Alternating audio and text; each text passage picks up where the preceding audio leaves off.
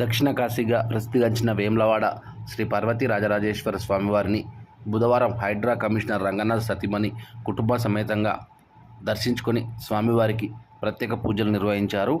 అనంతరం ఆశీర్వచన మండపంలో ఆలయ అర్చకులు, వేద పండితులు వేదోక్త ఆశీర్వచనంతో పాటు స్వామివారి తీర్థప్రసాదాలను వారికి అందజేశారు. ముందుగా హైడ్రా అనగానే కమిషనర్ రంగనాథ్ గుర్తుకు వస్తారు. రంగనాథ్ భార్య వేములవాడ రాజన్న సన్నిధిలో ప్రత్యేక పూజలు బుధవారం నిర్వహించారు. వారి వెంట ఆలయ అధికారులు, పోలీస్ సిబ్బంది ఉన్నారు.